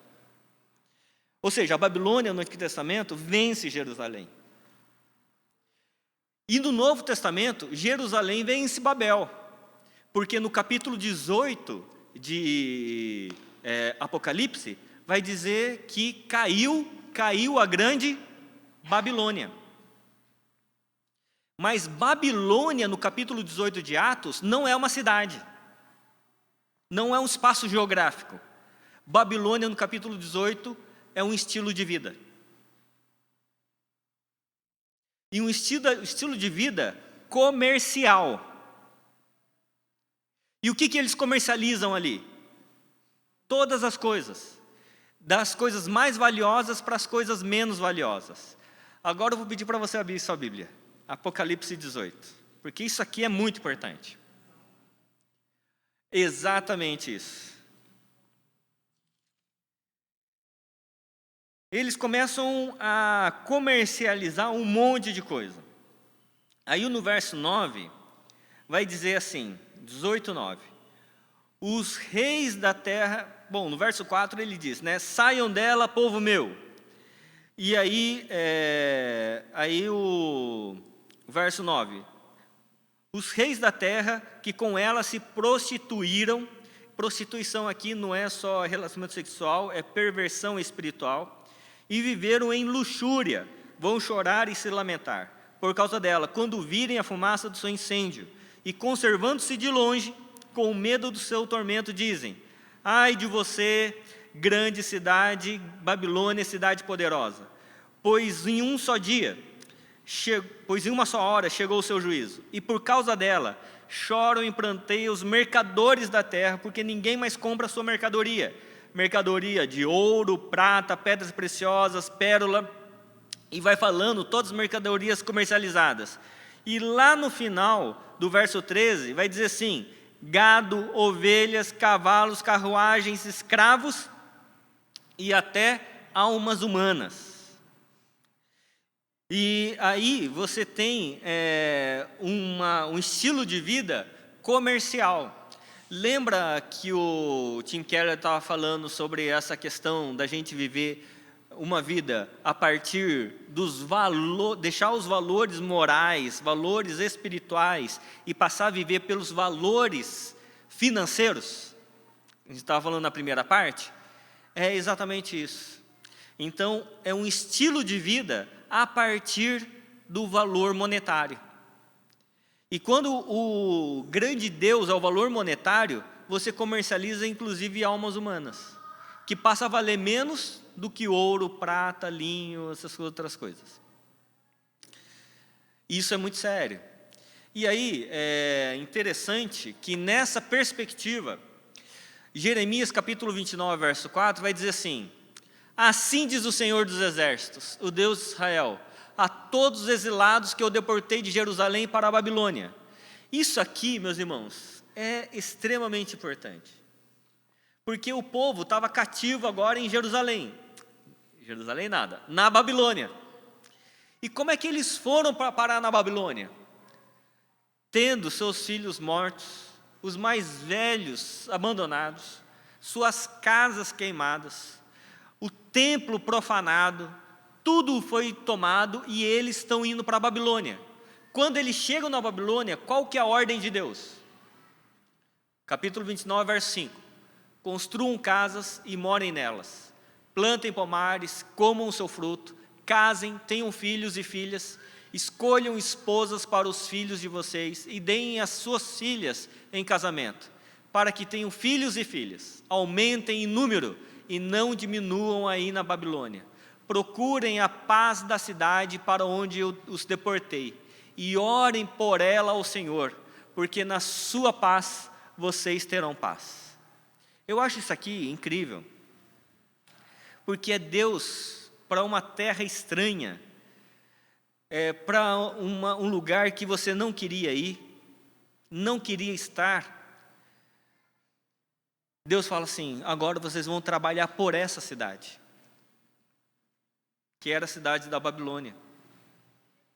Então, quando você vê depois Daniel, os seus amigos, trabalhando para a cidade, você fala assim: mas como é que ele está trabalhando por esse rei pagão? Porque era a ordem de Deus mesmo. Mesmo que a gente ache a cidade hostil, a gente tem que continuar trabalhando pela cidade, porque na paz da cidade nós encontramos paz. É na manifestação do que a gente faz é que a gente vai demonstrar quem a gente é. Por isso, quis trazer alguns dados aqui, para finalizar, sobre a taxa de crescimento da urbanização brasileira e como que a igreja foi mudando, foi sendo impactada com isso. Aqui a gente tem os dados só de 2010, porque 2020 o censo ainda não saiu, sabem disso, né? Já era para ter saído, nós não temos ainda o censo de 2020. Mas olha ali a taxa de crescimento da urbanização nos últimos anos. A igreja, a cidade saiu de uma taxa de 1940, numa taxa onde a gente tinha 31% da população em zona urbana, para uma taxa de 84% até 2010, numa taxa urbana. E é interessante porque um pastor chamado Ricardo Agreste, ele faz uma relação de que a gente saiu da zona rural, mas a zona rural não saiu da gente. Porque o estilo de vida e o estilo de trabalhos que a gente tem ainda é de zona rural. Então, e é interessante o que ele coloca, porque no nosso caso aqui é diferente, porque a gente vem de uma cultura que não é rural, mas é taiwanesa, porque ele coloca alguns casos presbiterianos em que os trabalhos que eram feitos na zona rural, e os horários, inclusive, é a mesma que acontece na zona urbana. Então, por exemplo, em alguns lugares, os cultos mais frequentes, principalmente no interior, é o culto de domingo à noite. Sabiam disso? E parece estranho para a gente, porque nas igrejas taiwanesas tudo é de manhã, né? Eu achei muito estranho quando eu vim para São Paulo e eu via culto de manhã, porque no interior, de manhã, é escola bíblica dominical só. Aí o pessoal vai embora para casa e volta à noite para o culto. Então, de manhã é escola dominical e à noite é o culto. Em alguns lugares, aqui em São Paulo, ainda acontece do mesmo jeito. E aí ele fala sobre essa questão de como a zona rural não saiu da gente. E aí ele coloca, a urbanização requer algumas mudanças. Esse gráfico aqui é um gráfico também do IBGE, que ele coloca a questão do tamanho da porcentagem de urbanização. O Brasil está junto dos países mais desenvolvidos de urbanização. Além disso, no Brasil, nós temos o movimento migratório, né? Várias igrejas, no seu primeiro crescimento, foi por migração. No nosso caso, tiveram dois fatores, né? A migração e o crescimento biológico. Então, o que acontece? Se a gente olhar o crescimento das nossas igrejas inicialmente, ou era por migração, ou era biológico. O pessoal tinha filhos, tinha 5, 6 filhos, né? Se a gente colocar somente nos momentos atuais, a nossa tendência é de diminuir. Por quê? Porque a gente não tem mais migração. Não é? E a gente está tendo cada vez menos filhos e filhos mais tarde. Então, o modelo de como que a gente crescia tem que mudar. Só uma questão importante aqui. Há uma diferença da gente ser uma igreja para taiwaneses e uma igreja de taiwaneses. No começo, as igrejas eram para taiwaneses, não é? Porque quase 100% do público era de taiwaneses. Se a gente continuar pensando em ser uma igreja para taiwaneses, como a gente não tem mais migração e a gente está tendo cada vez menos filhos, a tendência é acontecer o quê? Morrer. Então, a gente tem que ser uma igreja de taiwaneses para todos. Porque agora nós temos a nossa origem taiwanesa, mas agora abrindo a evangelização para todas as nações. Não é? Então, esse movimento de ser transitar entre uma igreja para taiwaneses para ser uma igreja de taiwaneses para todos, é um movimento extremamente necessário na revitalização. Porque senão, a gente não vai ter mais o crescimento que a gente tinha antes. O que acontece normalmente? Olha, irmãos, isso aqui é muito importante. que acontece normalmente quando as igrejas começam a não ter o crescimento esperado e continuam na perspectiva de uma igreja para taiwaneses. Acontece canibalismo. De uma igreja querer tomar o membro do outro, sabe? Por quê? Porque é um instinto de sobrevivência. Então, eu começo a flertar com os outros membros das outras igrejas. Falou assim, olha, estamos precisando de membro lá na minha igreja. Olha, nossa, se encaixaria no louvor da minha igreja. Né? Por quê? Porque é instinto de sobrevivência. Não é isso, meus irmãos? Sim ou não? Porque se a gente não crescer para todos, como o nosso público ele não vai crescer, ele vai se manter ou até diminuir porque vai envelhecendo, a tendência natural é canibalismo entre as igrejas. Isso é importante daqui a alguns anos. População e taxa anual de crescimento. É isso aqui que eu estava colocando. Olha a taxa de crescimento que tinha na década de 20. E olha ali agora em 2021. A gente vai regredir, né? Então, o crescimento biológico não vai ter mais. Olha o gráfico entre nascimento e óbito. Isso aqui do estado de São Paulo, tá? De 2010 a 2060. A partir de 2046, é uma projeção do IBGE, a gente vai ter mais óbito do que nascimento. Transição religiosa no Brasil. Isso aqui também é uma projeção, né?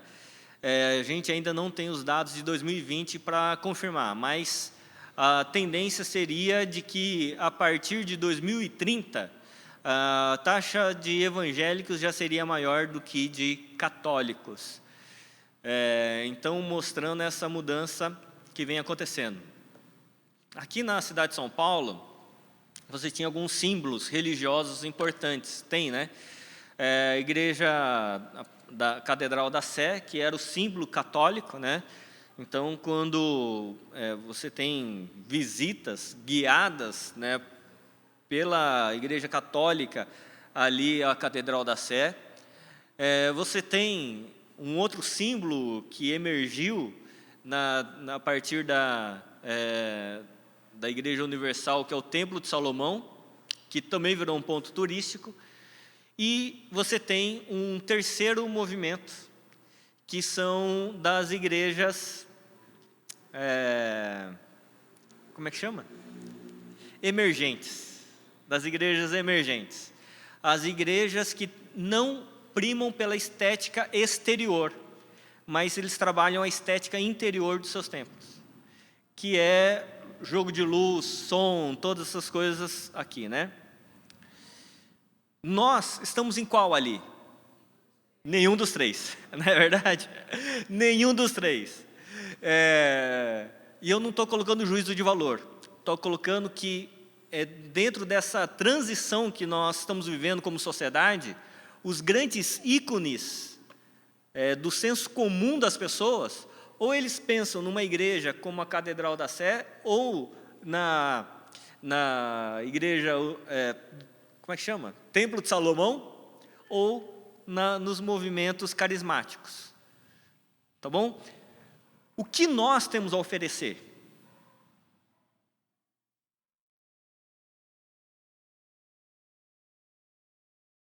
Exato.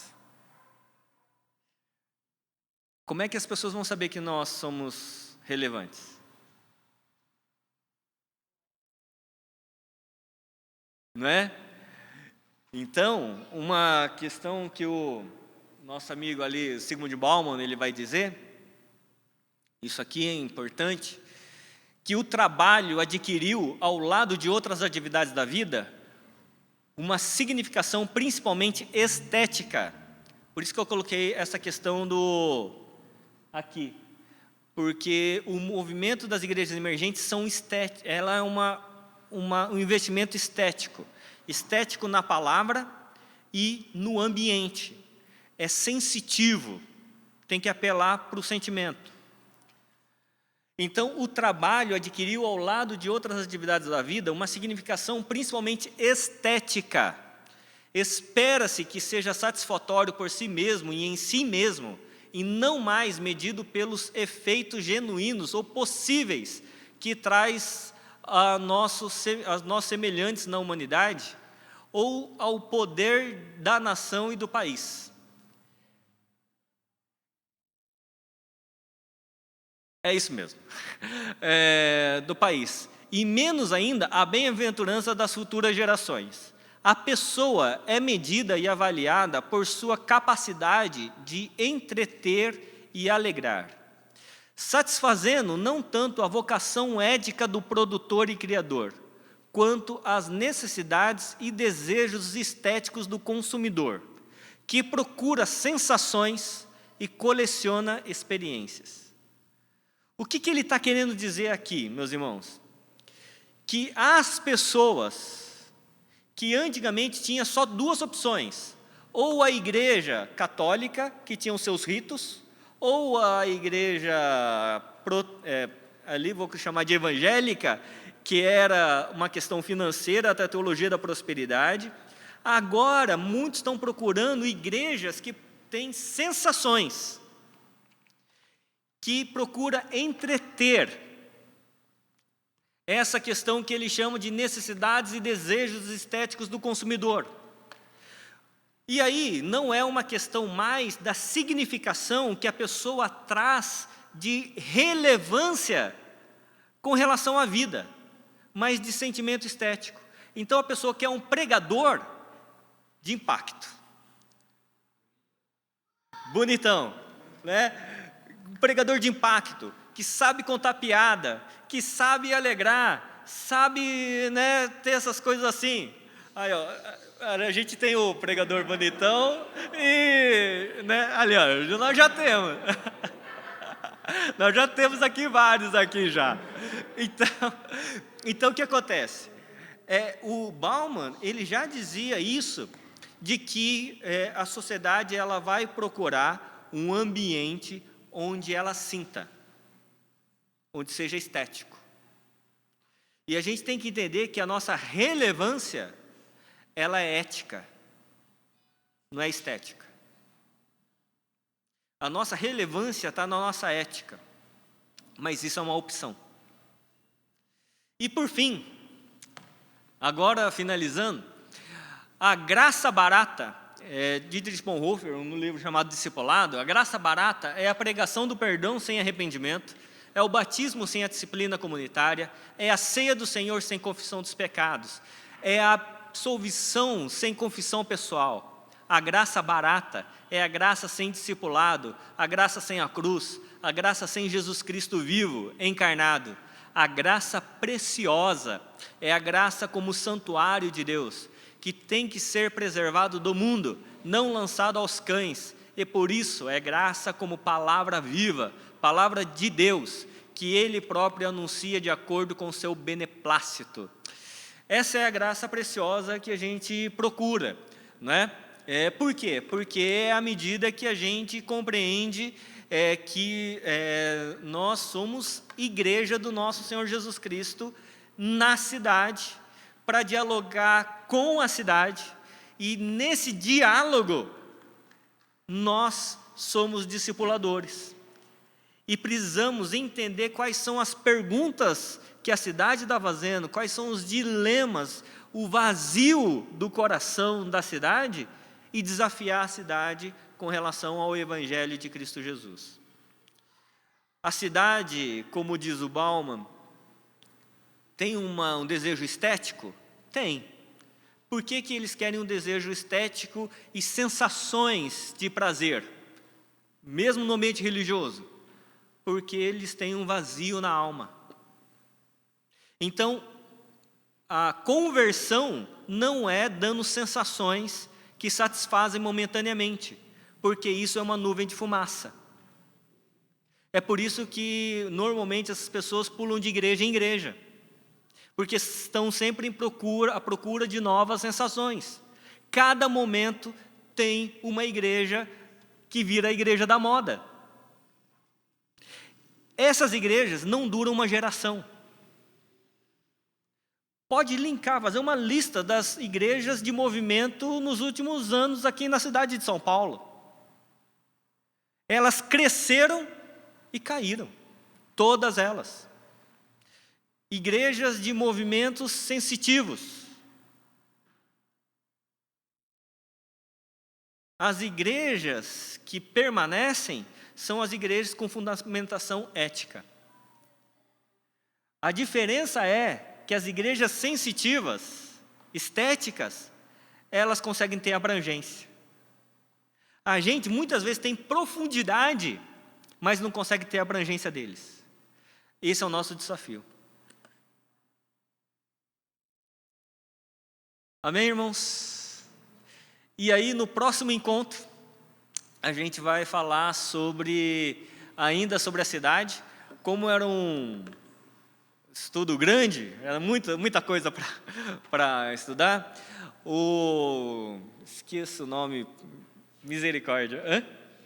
Gilberto me mandou uma mensagem e falou assim, é bastante coisa. Eu falei assim, é mesmo. Então, eu dividi o conteúdo em 2 partes, tá bom? Então, o que seria uma análise prática, eu vou dar o restante do conteúdo e vou dar o desafio prático para vocês fazerem num outro momento. Tá bom?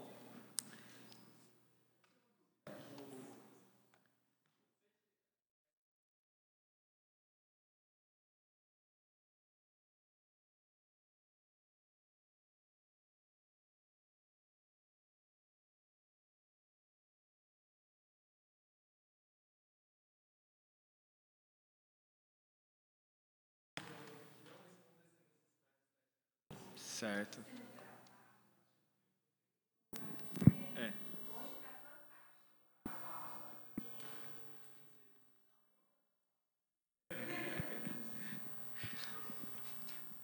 Então, só resumindo, meu questionamento é como é que a gente consegue atender as demandas estéticas do nosso contexto cultural sem cair num exagero das igrejas emergentes. A gente, numa perspectiva integral da vida, a gente não é só ético tem a ver com saber. Mas a gente também é afeto, a gente é sentimento. E eu acho que a nossa estética, ela não é só uma estética exterior, de apenas sensações. Ela é uma estética transformadora. Você vai ter, ao longo do tempo, os 5 saberes clássicos, né? Os 5 saberes clássicos é arte, filosofia, religião, senso comum e ciências. São 5 saberes clássicos. Dos 5 saberes, a igreja dialoga com todas, menos com a arte. Então, e quando você olha para a reforma protestante, a reforma resgatou o aspecto artístico. Você estava naquela conversa que nós falamos sobre o pensamento grego, né? Sobre sacro e profano. Foi a partir do pensamento grego que a arte saiu da igreja. Né? A arte, ciência, essas coisas, e a gente só ficou dialogando a partir do aspecto religioso. Então, eu acho que a gente tem que resgatar a arte como aspecto afetivo. Os salmos da nossa época, as músicas, a gente tem que... Esse aspecto afetivo, estético, ele é importante, mas ele não é o prioritário. Ele está a serviço do Evangelho, e não o Evangelho a serviço da estética. É essa a diferença. Mas essa questão estética, você tem toda a razão. A igreja, ela deixou de dialogar com a arte, e a gente não produz mais os salmos da nossa época. Eu acho que foi aqui mesmo, né? Teve um encontro sobre louvor, que eu falei sobre aqui no presbitério, e que eu estava falando que a gente deixou de cantar a nossa história. Porque quando você lê Salmos, por exemplo, os Salmos eles eram tanto estéticos quanto éticos, porque eles se tornaram didáticos. Então você tem os Salmos porque alguém escreveu, não é? E escrevia a sua história. Isso se tornava pedagógico para as demais gerações. Hoje, a gente não canta a nossa história, a gente canta a história dos outros. Cadê os nossos compositores? Para quando a gente ouvir aquela música, falar assim, uau, isso aqui é a nossa história. A gente estava vivendo essa determinada situação nessa época. Porque isso resgata a nossa afetividade. Vocês já passaram por situações de ouvir uma música e você ser transportado para um momento que você estava vivendo no passado? Por quê? Porque é o significado da música, mas é a significância que isso a gente tem pessoalmente. Mas a gente perdeu isso. Então, o que muitas vezes as igrejas elas investem é na estética exterior, né, no ambiente. Eu acho que a estética é mais do que o ambiente. Né, deixar o ambiente escuro, né, e nada contra, né? Até mesmo porque eu colaboro com a igreja da Casa da Rocha, que é um ambiente escuro, é a mesma coisa, né?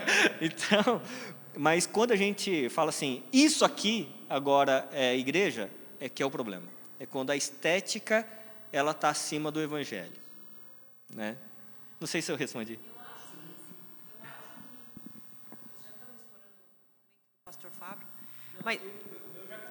mas eu acho que essa palavra equilíbrio vai ter que sempre colocar no livro do Tim Keller. Nós não temos resposta certa. E eu acho que a relevância vai depender de contexto, de novo, voltar nesse círculo. Apesar de ser cíclico, vamos voltar aqui.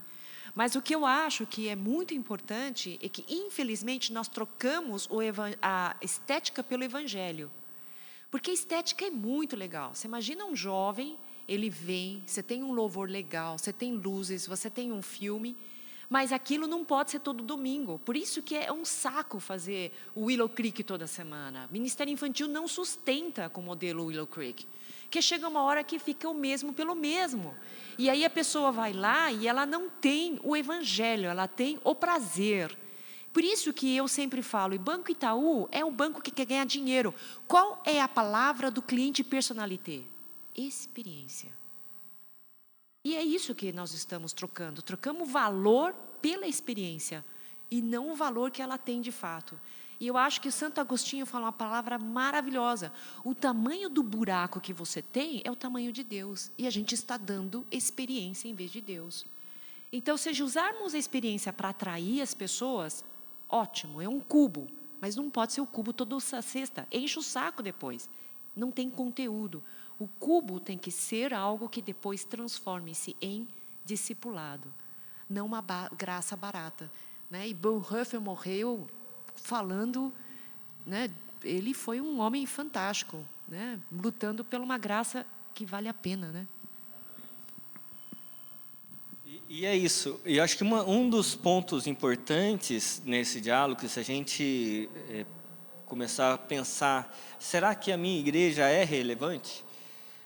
É se a gente não tem problemas e a gente, inclusive, é motivado a convidar os nossos amigos de escola ou de trabalho para assistirem um culto nosso. Porque qual que é um dos grandes problemas? É que muitas pessoas não convidam seus colegas de trabalho para assistir um dos nossos cultos, porque não sabe se a pessoa assistindo o culto, ela vai entender, ou se vai ser importante para ela. Não é verdade? Então, você tem um colega de escola, né? Você falou assim, eu vou convidar ele ou ela, será que chegar lá, ela vai entender o culto? Será que isso vai impactar o coração dela? Será que vai fazer alguma diferença? Ou ela vai julgar a igreja? Então, uma das boas análises que a gente faz é quando a gente começa... É que a gente não vai fazer a parte prática, né? A gente vai pular essa parte porque o conteúdo é muito grande. Mas uma das questões é essa. Qual foi a última vez que você convidou alguém para vir à igreja? E qual a razão do convite e qual a razão de não convidar? Então, se a igreja ela não é relevante primeiramente para a gente, como é que ela vai ser para o outro? Então, essa questão da contextualização, ela é muito importante, né? Mas o movimento da igreja, ela formar o seu conteúdo não para quem já conhece, é para quem ainda não conhece. Igreja só é igreja para os de fora. Não é? Porque é a igreja ela se expandindo. É o movimento da gente acolher as pessoas que vêm no nosso meio para que elas possam ser transformadas. Mas é um movimento difícil, um movimento, né, que você tem que rever várias questões. Mais alguém? Não? Então, é isso, pessoal. Vamos orar, pedindo a graça do nosso Deus. Gilberto? Não vou esquecer seu nome mais, Gilberto. Você ora pra gente.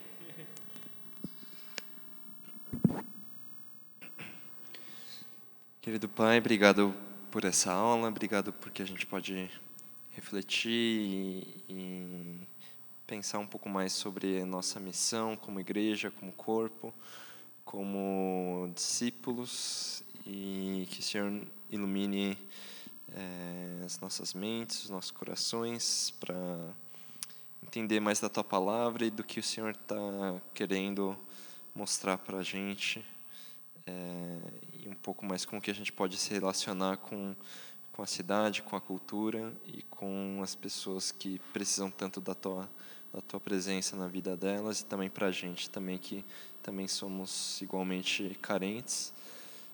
Obrigado pelo pastor, que o Senhor abençoe muito e abençoe essa igreja, abençoe a cada um aqui, que a gente possa realmente pensar e refletir bastante sobre essas questões e que a gente possa encontrar em Jesus as respostas para tantos dilemas e desafios que a gente tem pela frente. Obrigado por tudo, em nome de Jesus, amém. Amém.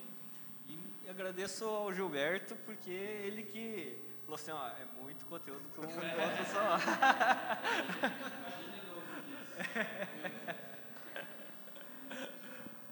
Valeu, Gilberto.